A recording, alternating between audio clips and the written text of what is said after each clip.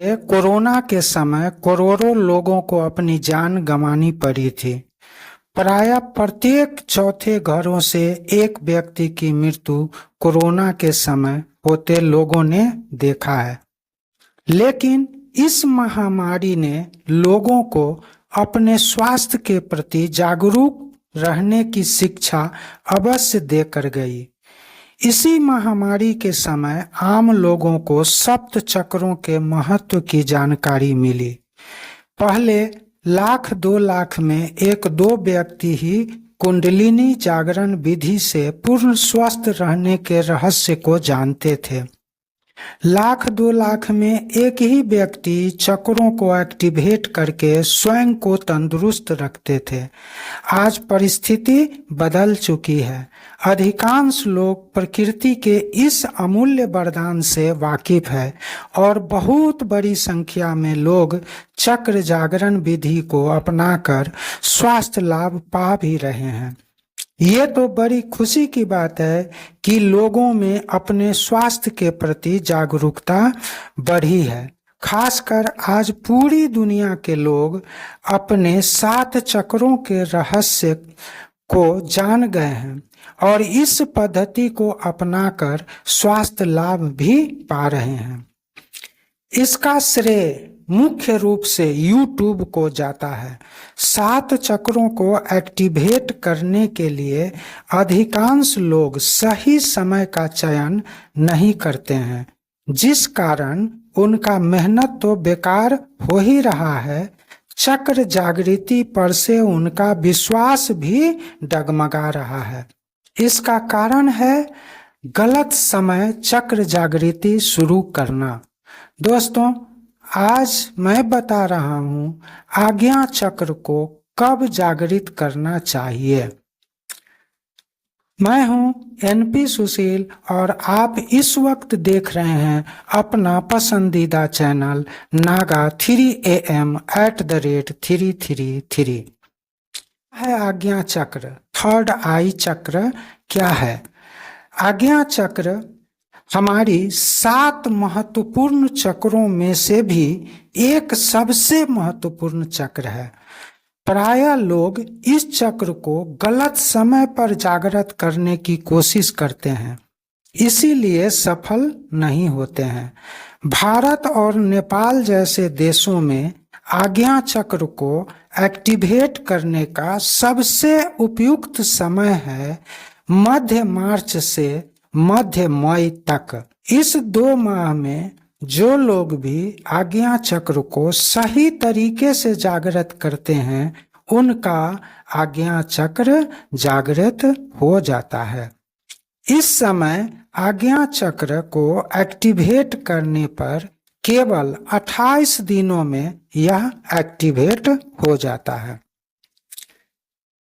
तो दोस्तों, जानें कि क्यों करें आज्ञा चक्र को एक्टिवेट। व्यक्ति के आज्ञा चक्र जागृत रहने पर स्मरण शक्ति तेज हो जाती है, एकाग्रता कंसंट्रेशन बढ़ जाती है, निर्णय लेने की क्षमता तेज हो जाती है, मानसिक और बौद्धिक विकास होने लगता है, आत्मज्ञान और अंतर्ज्ञान जागृत हो जाता है, आध्यात्मिक जागरूकता बढ़ जाती है, मनुष्य को अपना भविष्य दिखने लगता है, जो भी कार्य करते हैं उसमें पूरा मन लगता है, जो कुछ भी पढ़ते हैं तुरंत याद हो जाता है और लंबे समय तक याद भी रहता है। यदि आज्ञा चक्र या ज्ञान चक्र को उच्च कोटि तक जागृत कर लिया जाए तो व्यक्ति दूसरे के मन को पढ़ सकता है।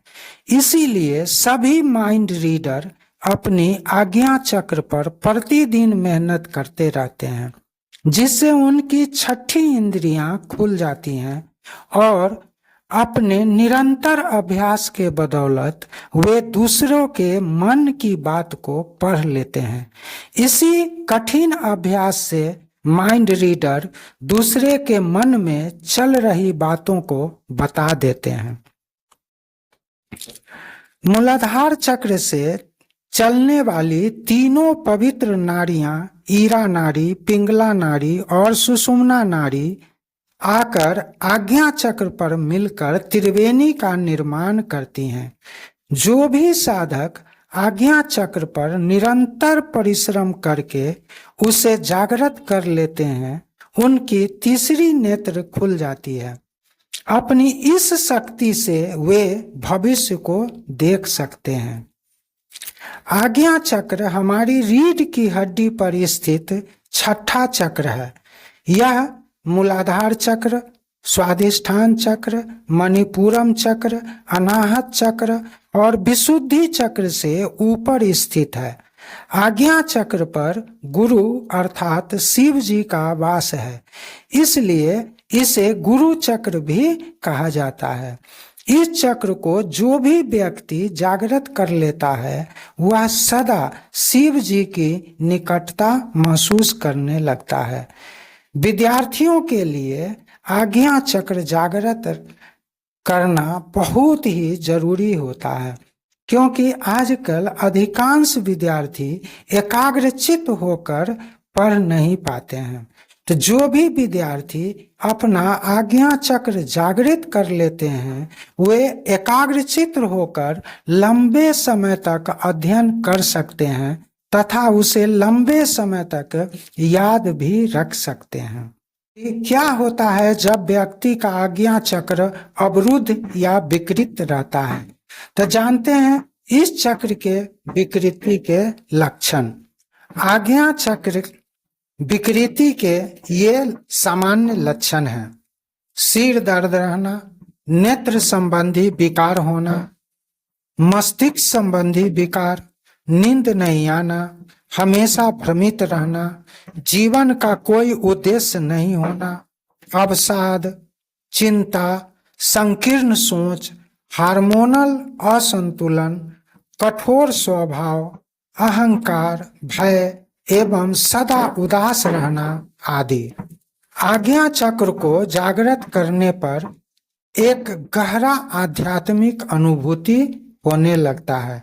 इसे सही तरीके से और सतर्कता के साथ करना हितकारी होता है। जानते हैं कि आज्ञा चक्र का स्थान क्या है, कैसे सही तरीके से आज्ञा चक्र को जागृत करना चाहिए।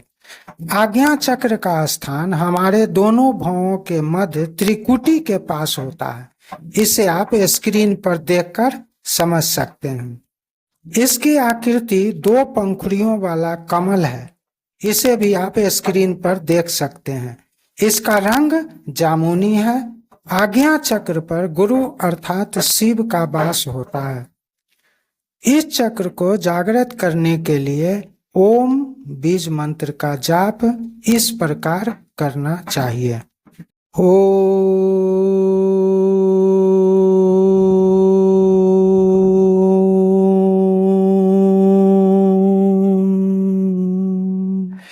ओम का जाप प्रतिदिन कम से कम 28 बार या इससे अधिक 7 के गुणज में करना चाहिए। अब आता है नाड़ी शोधन।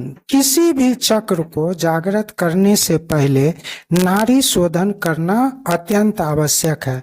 नाड़ी शोधन का तरीका जिस वीडियो में बताया गया है उसका लिंक डिस्क्रिप्शन में दे दिया गया है।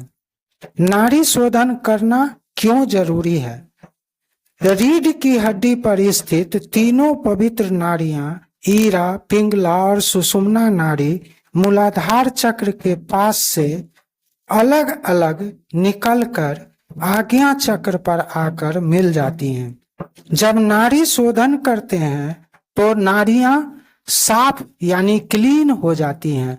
साफ नाड़ियों से मंत्र के तरंगों को गुजरने में सुविधा होती है, जिससे तरंगे शीघ्र ऊर्जा को लेकर ऊपर की ओर उठती है। परिणाम स्वरूप सभी चक्र तेजी से जागृत होकर ऊपर की ओर उठने लगता है। इसीलिए किसी भी चक्र को जागृत करने से पहले नाड़ी शोधन कम से कम 5 से 10 मिनट करना ही चाहिए, तभी आप चक्र को जागृत कर सकते हैं। हर चक्र को जागृत करने का अलग अलग समय होता है। अभी जो समय है इस समय में आप केवल आज्ञा चक्र को ही जागृत कर सकते हैं और इसके लिए बीज मंत्र आपको बता ही दिए हैं। तो ऐसे यदि आप करेंगे तो अभी आज्ञा चक्र आपका 28 डेज में ही हो जाएगा। ये थी कुछ प्रमुख जानकारियां आज्ञा चक्र को जागृत करने के लिए। लेकिन हम किसी भी चक्र को जब जागृत करने जाएं तो उससे पहले उसकी पूरी जानकारी हमें अवश्य होनी चाहिए। यह जो चैनल है नागा 3am@333, इस पर हर समय जब भी उपयुक्त समय जिस चक्र के लिए होता है उस समय वीडियो इस पर अपलोड किया जाता है। तो इस पर बहुत सारे वीडियो अपलोडेड है। मैं कोशिश करूंगा कुछ का लिंक इसमें दे देने का। आप सही तरीके से और सही समय का अगर चयन करके किसी भी चक्र को जागृत करेंगे तो वो चक्र जागृत होगा ही होता है। और इस तरह आप अपने बीमारी को, अपने अंदर की कमियों को दूर भी कर सकते हैं। अभी करोड़ों लोग चक्रों के द्वारा अपना स्वास्थ्य लाभ पा रहे हैं, कर रहे हैं और इसका श्रेय मुख्य रूप से YouTube को जाता है। YouTube के जरिए बहुत सारे वीडियोज इस पर अपलोडेड हैं, लेकिन सभी वीडियो उतना लाभकारी नहीं है। किसी में किसी की बात की कमी है तो किसी वीडियो में किसी बात की कमी है।